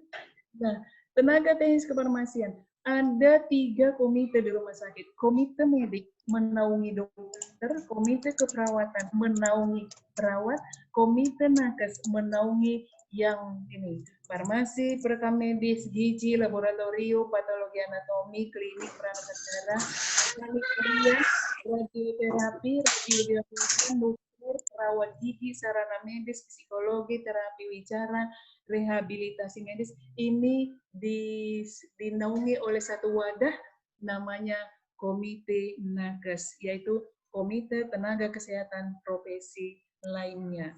Nah, dari sekian banyak profesi ini, yang berkaitan langsung dengan pasien wajib dilakukan kredensial dan rekredensial setiap tahun. Jadi yang tidak langsung ke pasien adalah perekam medis, sanitarian, dan sarana medis. Selebihnya itu harus dikredensial. Assalamualaikum nah, Ibu. Halo. Assalamualaikum Ibu. Mohon maaf Ibu, waktu kita tinggal 15 menit lagi. Boleh kita teruskan dengan sesi tanya jawab, Ibu? Silakan. Tapi ini hak mereka masih banyak. Dipadakan saja. Karena juga Bu, Zoom-nya juga ada batas waktu ini Bu. Mohon maaf Ibu sebelumnya. Jadi kan untuk adik-adik mahasiswa sudah mendapatkan ya Bu ya bahan dari Ibu Nurminda, dan ini dari sesi chat ini Bu. Banyak sekali pertanyaan ini Bu yang disampaikan dari mahasiswa. Boleh ya Bu ya, mungkin untuk sesi pertama 3 pertanyaan ya Bu ya, atau bagaimana Ibu? Silakan. Boleh ya Bu ya? Ya. Untuk yang pertama Ibu dari Grace, pertanyaannya pelayanan farmasi klinis seperti apa yang dibolehkan oleh seorang TTK Ibu? Jadi di rumah sakit pelayanan farmasi klinis seperti apa yang dibolehkan oleh seorang TTK? Itu yang pertanyaan pertama. Yang kedua dari Nurul Ramadhani, jika seandainya ada seorang medrep menawarkan obat ke dokter dan dokter menerimanya, apakah obat tersebut bisa langsung masuk ke dalam formularium rumah sakit? Seperti itu Bu. Baru yang ketiga, apabila dari Nesya Nurul Awaliyah, apabila seandainya ada TTK yang terkena dampak infeksi berbahaya, seperti dalam ruangan pencampuran obat-obat sitostatik, apakah ada penanganan khusus dan tanggung jawab dari rumah sakit? Seperti itu Ibu. Mungkin untuk sesi pertama Ibu 3 pertanyaan dulu. Terima kasih Ibu. Kami mohonkan penjelasan dari Ibu Nurminda. Silakan Ibu. Oke, baik. Terima kasih. Saya jawab yang pertama. Apa saja yang dilakukan oleh tenaga teknis kefarmasian tentang pelaksanaan farmasi klinis? Ya, Jadi yang dilakukan adalah pengkajian resep secara administrasi. Tadi saya sebutkan, secara administrasi adalah melihat kelengkapan resep. Itu yang dilakukan. Tetapi ada bukti, bukan berarti dilihat sudah selesai. Setiap resep ada lembar pengkajiannya. Pengkajian administrasi, pengkajian farmaseutik, kemudian pengkajian secara klinis. Oke, yang berikutnya adalah ya, Bu. Apa tanggung jawab rumah sakit ya bila terjadi sesuatu pada tenaga teknis kefarmasian yang bekerja di ruang pencampuran. Iya, Ibu. Tenaga teknis kefarmasian yang bertugas di ruang pencampuran setiap tahun sebelum bertugas di sana harus semuanya hasil pemeriksaan darah normal, hasil pemeriksaan hati, pemeriksaan ginjal, vitamin, pemeriksaan folat itu normal, baru boleh di sana. Kemudian setelah bekerja di sana, setiap tahun harus diperiksa lagi. Ya, periksa lagi hematologi, kemudian fungsi ginjal, kemudian fungsi hati. Kalau ada masalah, dia akan tidak ditempatkan lagi di sana. Karena ini sifatnya adalah reversible. Ya. Oke, yang berikutnya adalah apabila medrep mendatangi dokter untuk mempromosikan suatu obat, apakah itu sudah bisa masuk ke formularium? Nah, inilah fungsinya Komite Farmasi dan Terapi. Komite Farmasi dan Terapi itu suatu organisasi yang independen. Ketuanya adalah dokter yang dipilih yang mempunyai dedikasi tinggi untuk kemajuan rumah sakit, untuk bukan kemajuan dirinya ya. Kemudian sekretarisnya adalah apoteker dan bawahan anggotanya semua adalah KSN dan juga ada yang mewakili keperawatan. Obat yang dimasukkan ke dalam formularium adalah obat yang benar-benar mempunyai evidence base, ya, kemudian memberikan keuntungan kepada pasien dan bermutu. Ini dikaji semua bersama-sama di rumah sakit. Dan obat ini yang dimasukkan ini pun setelah dimasukkan harus dimonitor berturut-turut selama 3 bulan. Kalau tidak menimbulkan efek yang tidak diharapkan, maka obat ini boleh masuk. Tapi kalau muncul efek yang tidak diharapkan, sementara obat ini tadi sudah diterima, ini akan ditolak kembali. Jadi ada persyaratannya ya, dia harus lengkap semua evidence base-nya, harus ada jurnalnya. Oke, terima kasih. Terima kasih Ibu. Boleh kita lanjutkan ya Bu ya. Ini sepertinya sangat antusias ini adik-adik mahasiswanya. Untuk pertanyaan berikutnya Ibu dari Syafira Ajijah Utami. Pada saat ini farmasi sudah bergerak pada era patient oriented. Saya ingin bertanya sejauh mana peran TTK di era patient oriented? Seperti itu Ibu. Selanjutnya Ibu dari atas nama Wiwi Suharti. Aspek apa saja yang perlu ditinjau dalam pengelolaan resep dalam sistem formularium yang digunakan dalam setiap rumah sakit? Aspek apa saja yang perlu ditinjau dalam pengelolaan resep berdasarkan formularium rumah sakit, Ibu? Parameter-parameternya mungkin ya, Bu ya. Apa aja yang harus ditinjau dalam pengelolaan resep? Aspek apa saja yang perlu ditinjau dalam pengelolaan resep berdasarkan sistem formularium yang digunakan dalam setiap rumah sakit. Satu lagi ya Bu ya, untuk sesi yang kedua ini, dari Roni Tua Simbolon, maaf Ibu saya mau bertanya, bagaimanakah pengelolaan obat retur dari pasien rawat inap dan rawat jalan yang dikembalikan? Ini mungkin contoh kasus langsung dari saudara Roni, Bu. Saya pernah melihat penerimaan obat retur golongan psikotropika, yaitu diazepam di salah satu rumah sakit di Medan. Apakah itu harus dimusnahkan oleh pihak rumah sakit atau bisa dibawa pulang? Seperti itu, Ibu. Karena saya lihat waktu itu disimpan oleh calon apoteker yang sedang PKL di rumah sakit itu juga, Ibu. Seperti itu. Ya, terima kasih Bu. Mohon penjelasannya dan pencerahannya Ibu. Jadi ini udah mungkin langsung ke studi kasus ya ini Bu ya. Baik, terima kasih. Nah, bagaimana aplikasi pasien oriented ya? Iya Bu, untuk TTK. Dengan adanya sistem formularium di rumah sakit, kita sudah jelas itu adalah pasien oriented. Ya, nggak ada lagi kita produk oriented. Karena udah dikelola semua secara terstruktur, sistematis.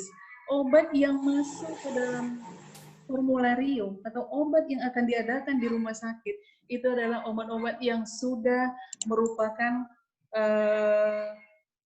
memberi keuntungan kepada pasien, ya, berdasarkan epidemiologi. Tidak ada itu obat karena saya yang punya pabriknya maka saya adakan, karena saya dokter maka saya dapat akan saya adakan. Tidak seperti itu. Jadi obat-obatnya yang masuk ke formularium adalah obat-obat yang sudah pasien oriented, ya. Tinggal kita pelaksanaannya di lapangan. Jangan kita maksudnya kita ganti dengan yang lain. Kita harus obat formularium yang kita berikan, kemudian harus dalam pemberian obat ini kepada pasien kita memberikan informasi terkait obat. Ada ruang edukasinya ya, itu untuk apoteker. Kalau untuk tenaga teknis kefarmasian, aku memberikan informasi yang sederhana saja dan mendispensing obat dengan baik, itu sudah pasien oriented. Berikan informasi yang sederhana, misalnya cara penggunaannya, dan kalau obat-obatnya sudah membutuhkan edukasi yang lebih rumit, itu akan dilanjutkan oleh apoteker di ruang konseling. Ya. Kemudian formularium aspek apa saja yang ditinjau evaluasi untuk formularium ya. Jadi obat-obat yang ada di rumah sakit adalah obat-obat yang termasuk di dalam formularium. Untuk aspek apa yang ditinjau?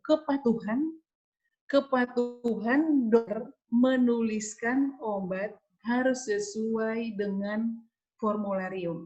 Nah, kita sebagai tenaga teknis kefarmasian, tadi saya sebutkan, setiap resep yang datang, kita harus kasih penandaan, formularium, non-formularium.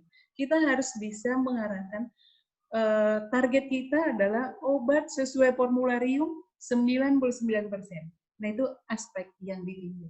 Nah, bagaimana supaya ini bisa tercapai seperti itu? Kita juga harus mengevaluasi ketersediaan. Ketersediaan obat formularium harus juga tetap ada di rumah sakit. Kemudian bagaimana dengan retur? Ini retur rawat inap ya. Itu tergantung kebijakan rumah sakit. Kebijakan rumah sakit. Misalnya pasien A diresepkan diazepam 4 misalnya.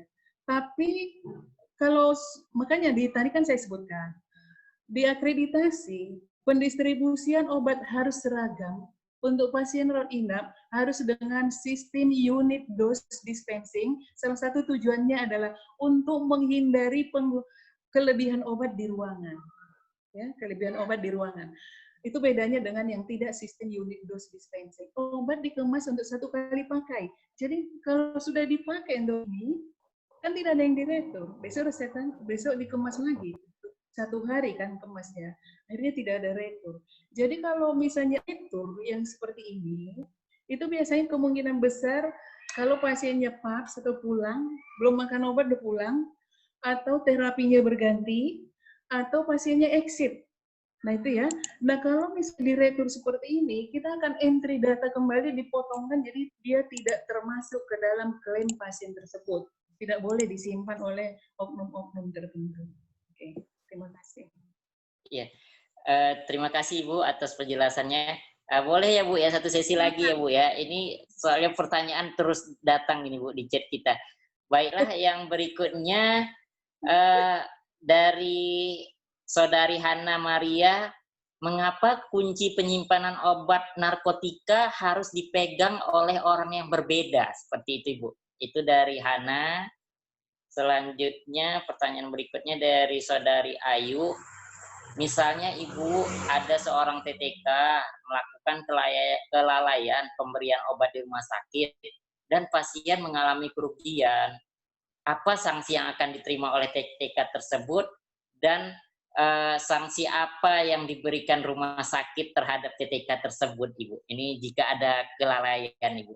Selanjutnya yang ketiga Ibu dari Olivia, bagaimana Bu jika ada seorang TTK mengganti resep obat tanpa sepengetahuan dokter? Seperti itu Ibu. Ya Ibu, silakan Ibu penjelasannya. Oke, baik, terima kasih. Nah, menurut peraturan bahwa narkotika itu harus disimpan di lemari double lock. Ada pintu di dalam, ada pintu di sebelah luar. Kuncinya berbeda ya, dipegang oleh orang yang berbeda. Artinya apa? Untuk menjaga jangan sampai obat-obat narkotika ini disalahgunakan. Hanya itu saja. Kalau satu orang yang memegang, tidak ada yang melihat, buka aja kan, ambil sendiri. Ya kan? Tapi kalau dua orang, dia akan membutuhkan waktu untuk bersekongkol. Yang satu mau, yang satu enggak. Akhirnya tidak terjadi penyelewengan. Sebenarnya tujuannya untuk itu. Kemudian TTK melakukan kelalaian. Apakah pasien tersebut sampai exit atau bagaimana? Tingkat kelalaian yang bagaimana ini yang dimaksudnya? Saya kurang jelas. Kemudian yang mengganti obat. Tidak, ada prosedur. Ada prosedur.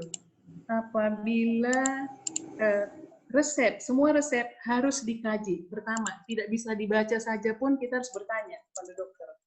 Kemudian, tidak ada obat, kita harus mengusulkan apa penggantinya. Jadi kita tidak bisa melanggar aturan ini. Kita harus, kalau ada niat untuk mengganti, tetap kita harus mengusulkan dulu kepada dokter pengganti obat tersebut. Atas persetujuannya, baru kita boleh mengganti. Gitu ya, Dek ya. Jangan mengganti tanpa persetujuan, itu sangat beresiko. Cuma saya tadi kelalaian ini saya enggak jelas. Kelalaiannya maksudnya sampai di mana tingkat kelalaiannya? Jadi mungkin Bu, memang pertanyaannya Bu, apabila seseorang TTK melakukan kelalaian dalam pemberian obat di rumah sakit dan pasien mengalami kerugian, mungkin salah memberikan obat, mungkin bisa kita contohkan atau seperti apa gitu Bu. Yang mungkin yang mau dipertegas di sini Bu, jika memang terjadi kelalaian dan itu ada kerugian untuk si pasien, kira-kira sanksinya apa gitu bagi TTK seperti itu Ibu? Oke. Jadi ini sebenarnya sudah diatur di dalam komite pasien safety ya. Tingkat kelalaian ini ada sampai 3 grade. Kalau dia grade merah, itu direktur udah turun tangan ya. Udah turun tangan untuk ngatasinya. Biasanya pasiennya exit, dia udah sangat merugikan rumah sakit ya. Kalau pasiennya exit bisa tuntutannya kemana-mana. Kemudian grade-nya kuning. Kalau grade-nya kuning itu di tingkat pasien safety ini yang digodok. Berbagai elemen ada di situ. Tapi kalau masih grade-nya di hijau, hijau itu cukup kepala yang mengatasinya. Panggil TTK-nya, kemudian edukasi, beri dia ilmu, kemudian baru untuk sementara jangan dulu di situ tukar melawannya. Gitu. Kalau memang dia kebiasaan yang seperti itu. Jadi ada 3. Ya, kalau masih kelalaiannya masih di gradingnya hijau, itu cukup kepala instalasi saja yang memanggil beliau. Dinasihati, bla bla bla bla, apa penyebabnya, apakah karena dia stres, apa karena kerjanya yang overlapping, atau karena matanya kabur nggak bisa baca tiket, atau ada beban pekerjaan di rumah, atau lampunya yang nggak terang, atau panas, dan seterusnya. Ini harus dievaluasi apa penyebab kelalaian ini. Nah, dari sini baru diperbaiki. Kalau memang terlalu sempit, lebarkan. Kalau panas, kasih hasil. Kalau kabur lampunya, kasih terang. Kalau dia memang punya tingkat kecemasan tinggi, jangan dibuat dia di situ untuk bekerja. Seperti itu.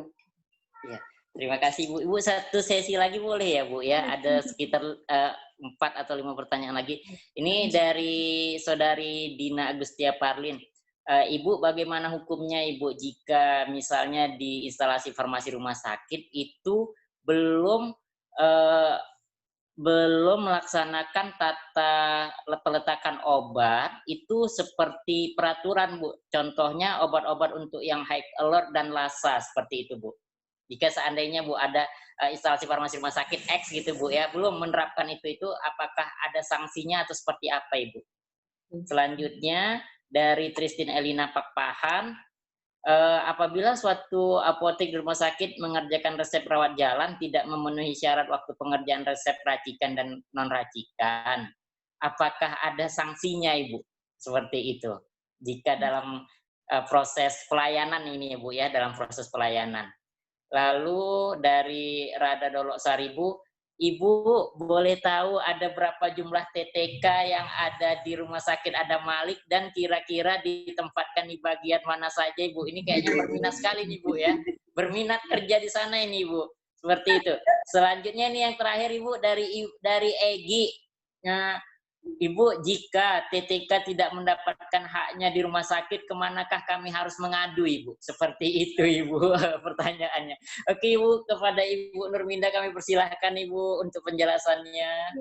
Baik, terima kasih. Tadi yang pertama adalah bagaimana jika penyusunan obat, penyimpanan obat. Menurut akreditasi penyimpanan obat pertama berdasarkan jenis, abjad, ya kan, kemudian obat-obat yang harus terisolir, tadi kan banyak ya yang harus terisolir, high alert, terus nutrisi, kemudian radiasi, gas dan sebagainya ya.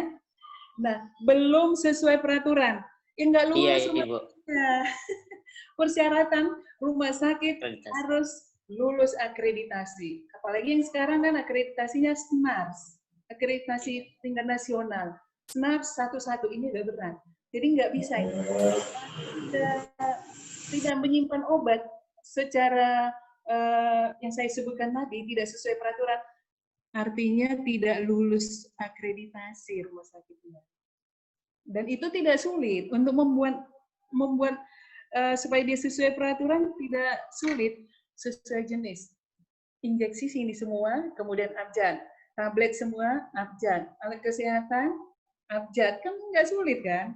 Kemudian obat high alert, pisahkan sama yang lasa, terus yang narkotika, pisahkan. Tidak sulit untuk membuat seperti ini. Apalagi kita kan ini, TTK kita ini kan pinter-pinter semuanya.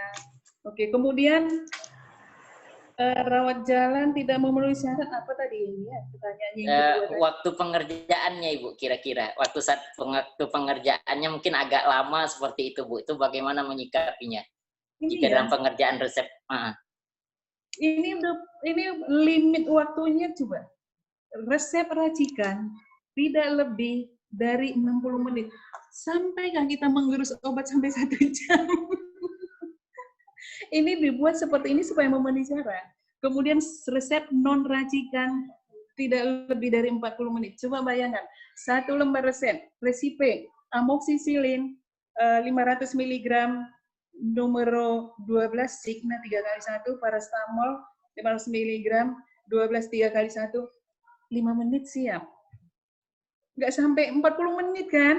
Iya. Ini limit waktunya panjang ini deh, nggak usah khawatir. Pasti dimanapun kamu bekerja, limit ini tidak kamu lewati. Saya yakin. Tidak pernah orang meminta resep puyer misalnya, minta sampai 400 bungkus, ada nggak?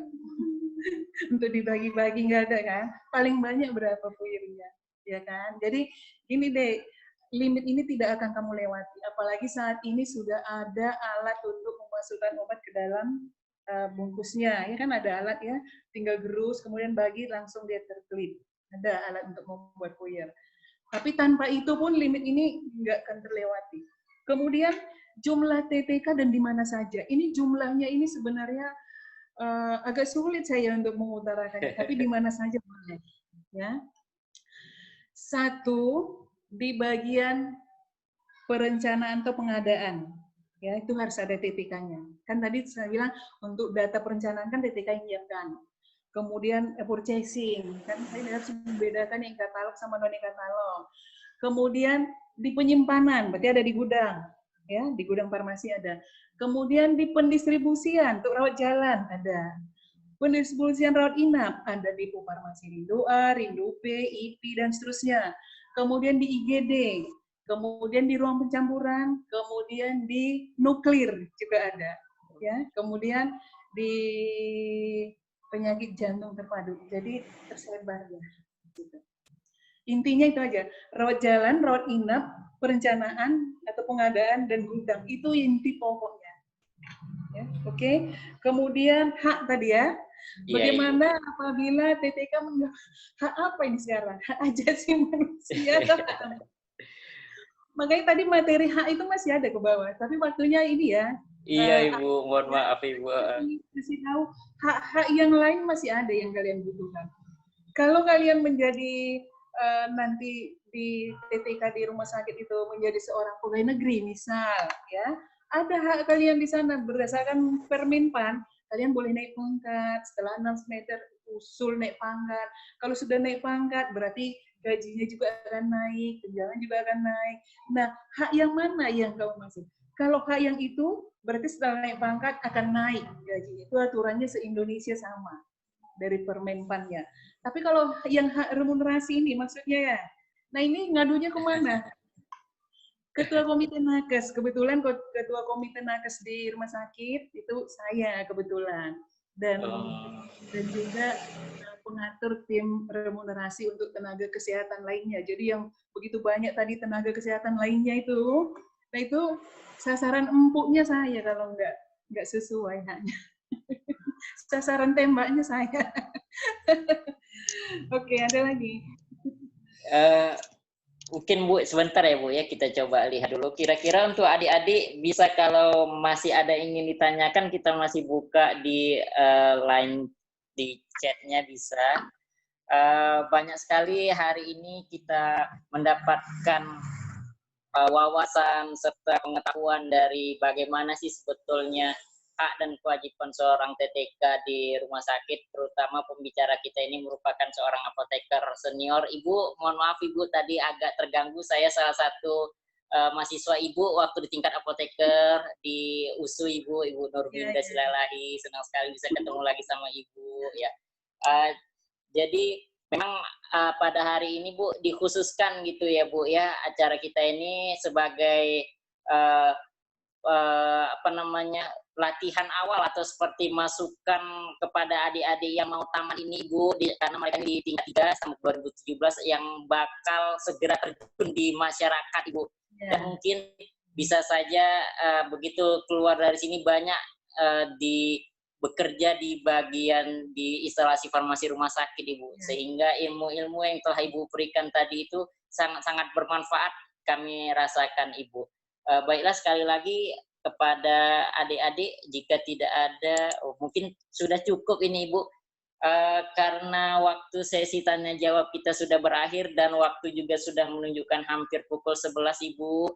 Kami mengucapkan terima kasih banyak Ibu kepada Ibu Nurminda Silalahi atas waktu yang telah diberikan untuk kuliah pakar jurusan farmasi kali ini Ibu, karena kami tahu kesibukan Ibu di Rumah Sakit Adam Malik Ibu ya.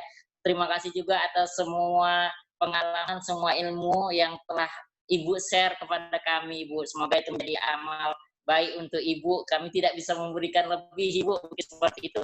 Terima kasih Ibu atas waktunya. Mohon maaf kami Ibu jika di dalam pelaksanaan kuliah pakar ini banyak kekurangan Ibu, terutama di awal tadi Ibu ya. Terima kasih, saya atas nama pribadi memohon maaf, juga kepada dari jurusan juga memohon maaf dan berterima kasih kepada Ibu. Baiklah, dengan selesainya sesi tanya jawab ini maka berakhir pula acara kuliah pakar jurusan farmasi Poltekkes Kemenkes Medan dengan judul Hak dan Tanggung Jawab PTK di Rumah Sakit. Kepada Allah saya mohon ampun, kepada Ibu, Bapak sekalian, dan adik-adik sekalian saya mohon maaf. Wabillahi taufiq wal hidayah. Assalamualaikum warahmatullahi wabarakatuh. Terima kasih Ibu. Jangan lupa absen ya adik-adik ya, jangan lupa absennya.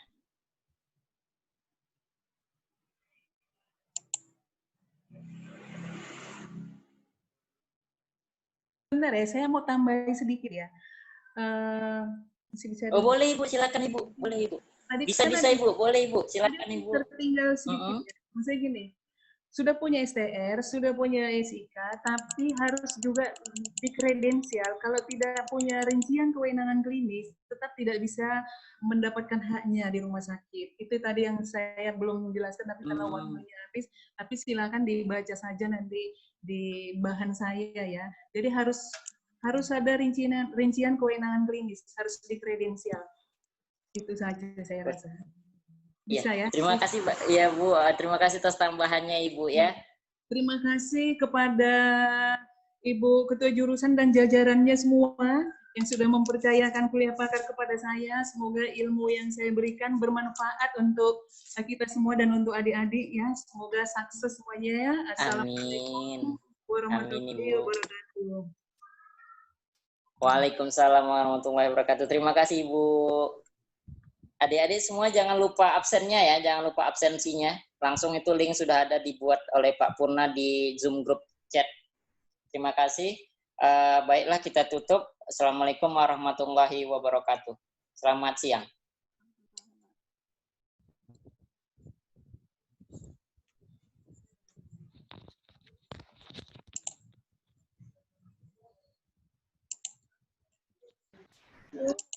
Di sini cakapnya.